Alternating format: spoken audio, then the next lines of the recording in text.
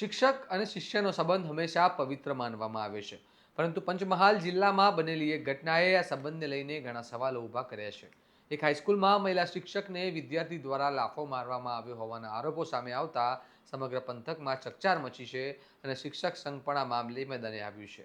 આવો વિગતે વાત કરીએ સમગ્ર મામલા વિશે આ અહેવાલમાં. નમસ્કાર, હું ચિરાગ વર્ષાબેન, આપ જોઈ રહ્યા છો સ્વમાન. ગુજરાતમાં છેલ્લા કેટલાય સમયથી હિંસાની ઘટનાઓમાં વધારો જોવા મળી રહ્યો છે અને તેમાં પણ શૈક્ષણિક સંસ્થાઓમાં બનેલી ઘટનાઓ ચિંતાજનક બની રહી છે. પંચમહાલ જિલ્લાના એસ.જે. દવે સાર્વજનિક હાઈસ્કૂલમાં પરીક્ષા દરમિયાન એક વિદ્યાર્થી મોડો આવતા મહિલા શિક્ષિકાએ તેને કારણ પૂછ્યું હતું, પરંતુ આ વાતનું માઠું લાગી જતા વિદ્યાર્થીએ શિક્ષિકાને લાફો મારી ધક્કો મારી ત્યાંથી ભાગી ગયો હોવાના આરોપ લાગ્યા છે. એટલું જ નહીં, બાદમાં તે વિદ્યાર્થી પોતાના વાલી અને અન્ય લોકો સાથે આવી શિક્ષિકાને ધમકાવ્યા હોવાના પણ આક્ષેપો થયા છે, જેના કારણે સમગ્ર શાળા તેમજ વિસ્તારમાં ચકચાર મચી ગઈ છે.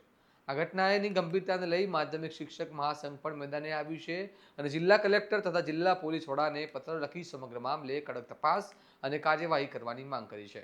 સાંભળો તેઓ શું કહી રહ્યા છે. પૂર્વીબેન પટેલ, તારીખ 24/1/26ના રોજ હું પરીક્ષા ખંડમાં સુપરવિઝન કરી રહી હતી. એ સમયે મારા ક્લાસમાં એક વિદ્યાર્થી મોડો આવતા મેં એને ઊંચા અવાજે કીધું કે કેમ મોડો આવ્યો છે, અને એમાં જવાબમાં એણે મને થપ્પડ મારી દીધી છે અને પછી ધક્કો મારીને ત્યાંથી નીકળી ગયો છે.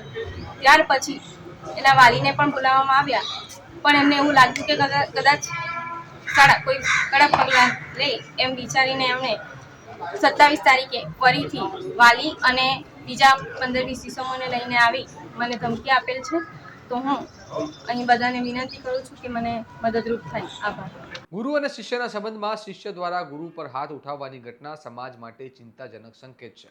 સવાલ એ છે કે વિદ્યાર્થીઓમાં આટલો આક્રમક સ્વભાવ કેમ વધી રહ્યો છે? શું શૈક્ષણિક સંસ્થાઓમાં શિસ્ત અને સંસ્કારનો અભાવ થઈ રહ્યો છે? અને શું આવી ઘટનાઓ રોકવા માટે શાળા, વાલીઓ અને તંત્ર મળીને કોઈ કડક પગલાં લેવાની જરૂર નથી? કારણ કે જો આવી ઘટનાઓને સમયસર રોકવામાં નહીં આવે તો આવનારા સમયમાં પરિસ્થિતિ વધુ ગંભીર બની શકે છે. તમારું શું મંતવ્ય છે તેમને કમેન્ટ બોક્સમાં જરૂર જણાવો. આ પ્રકારના અહેવાલો માટે સ્વમાનની ચેનલને લાઇક, શેર અને સબસ્ક્રાઇબ કરવાનું ભૂલતા નહીં. નમસ્કાર.